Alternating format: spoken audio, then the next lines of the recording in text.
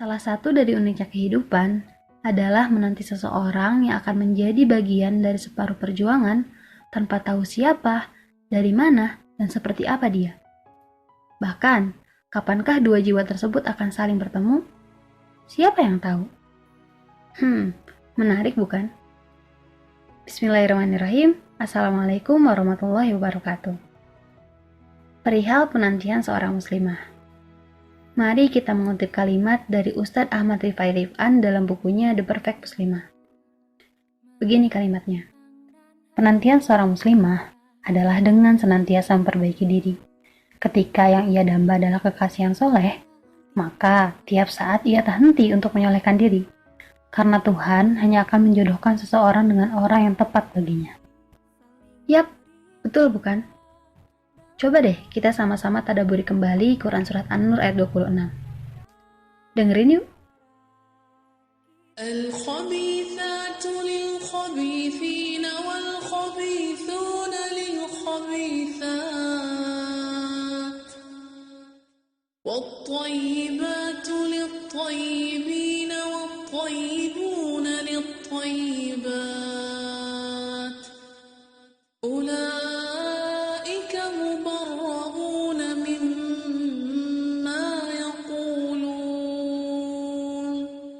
lahum maghfiratun wa rizqun karim.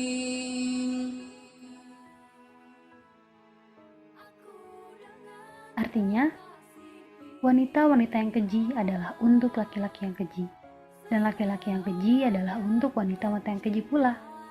Dan wanita-wanita yang baik adalah untuk laki-laki yang baik, dan laki-laki yang baik adalah untuk wanita-wanita yang baik pula. Mereka yang dituduh itu bersih dari apa yang dituduhkan oleh mereka yang menuduh itu. Bagi mereka, ampunan dan rezeki yang mulia, yaitu surga. Maha benar Allah dengan segala firman-Nya. Kawan-kawan ingat tidak? Kisah Sayyidah Aisyah radhiyallahu anha yang dituduh telah berbuat zina dengan sahabat Rasul Sufyan bin Mu'attal. Ya, ayat ini turun sebagai penegasan atas kesucian Ibunda Aisyah. Maka dari sini dapat kita lihat bahwa bagaimana mungkin seorang lelaki terbaik seperti Rasulullah SAW mendapatkan seorang wanita yang tidak baik. Dari ayat ini kita bisa belajar bahwa pasangan kita kelak adalah dia yang sekufu dengan kita. Maka yakinlah, ketika saat ini kita sedang menunggu seseorang dengan segala upaya ketaatan, maka dia pun saat ini sedang menunggu kita dengan segala upaya ketaatannya. Ada satu kisah yang kami kutip dalam buku The Perfect Muslimah karangan Ustadz Ahmad Rifai Rifan. Ceritanya mengenai seorang gadis lulusan pesantren yang sangat konsisten menjaga akhlaknya. Alkisah, gadis itu lulus dari pesantren di usianya yang ke-1/4 abad. Dan dia sangat jarang sekali berinteraksi dengan laki-laki. Bahkan teman laki-lakinya pun dapat dihitung jari. Hingga kemudian orang tuanya merasa khawatir, menyadari bahwa di usianya yang segitu, anaknya masih belum juga menikah.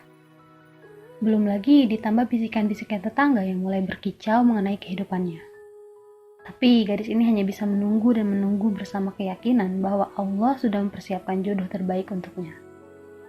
Dia menikmati masa lajangnya dengan melakukan berbagai aktivitas yang baik dan produktif. Ia mengajar anak-anak mengaji di rumahnya, juga sesekali memberi privat anak-anak di sekitar rumahnya dengan gratis, tanpa mengharap imbalan apapun, kecuali ridho dari Allah tentunya. Hari demi hari, bulan demi bulan, bahkan tahun demi tahun pun terlewati. Dan yang dinanti masih saja belum kunjung tiba. Tapi ia tetap bersabar dan berdoa. Ia terus meyakini bahwa upaya terbaik menanti jodoh bagi seorang muslimah adalah dengan menjaga diri sebaik-baiknya dan mengisi waktu penantiannya dengan ibadah dan kesolehan. Hingga suatu hari seorang pria penjual buku datang ke rumahnya. Awalnya pria ini mendengar bahwa di kampung tersebut ada seorang gadis lulusan pesantren yang sangat baik akhlaknya dan cukup dalam ilmu agamanya. Akhirnya dia sering datang dan mengirimkan buku kepada si gadis. Dan mereka sesekali bertemu dengan dimediasi oleh keluarga sang gadis. Dengan ilmu yang sang gadis dapatkan dari pesantren, tidak sulit baginya untuk mengorek ilmu agama dari sang pria. Gadis itu tidak peduli walaupun pria itu hanyalah penjual buku, karena dia hanya ingin mencari pria dengan ilmu agama yang baik. Baginya itu sudah lebih dari cukup.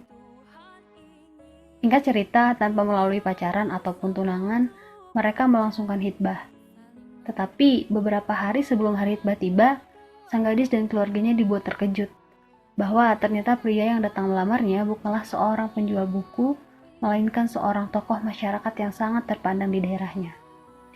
Dia adalah lulusan S2 di sebuah perguruan tinggi Islam, seorang pengusaha sukses, juga terkenal sebagai pemuda yang baik akhlaknya. Dan akhirnya mereka pun menikah. Masya Allah.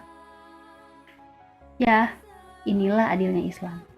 Agama mengajarkan kita, jika ingin berjodoh dengan sang soleh, maka langkah pertama yang harus kita tempuh adalah mensolehkan diri. Bila kita bercita-cita ingin berjodoh dengan orang yang rajin sholat duha, maka kita pun harus rajin sholat duha. Bila kita ingin berjodoh dengan orang yang rajin sholat tahajud, maka kita pun harus rajin sholat tahajud. Bila kita ingin berjodoh dengan orang yang rajin puasa sunnah, ya maka kita pun harus terbiasa dengan puasa sunnah. Tunggu, tapi ada kok orang yang soleh, dan dia menikah dengan orang yang tidak soleh. Ya, memang ada. Mungkin itu adalah hikmah yang lain yang ingin Allah sampaikan kepada si soleh itu. Karena bisa saja kan, jodohnya tersebut justru adalah perantara hikmah baginya. Tapi, bukankah bentuk seperti ini sangat jarang kita temui? Percayalah kawan, jodoh itu sudah diatur dengan sebaik mungkin oleh Allah. Tugas kita hanyalah mempersiapkan diri dengan sebaik mungkin untuk menyambutnya. Semangat menanti dan memperbaiki diri ya, Sister Villa. Teruslah menjaga agar kelak kita dipertemukan dengan dia yang terjaga. Terima kasih sudah mendengarkan. Wassalamualaikum warahmatullahi wabarakatuh.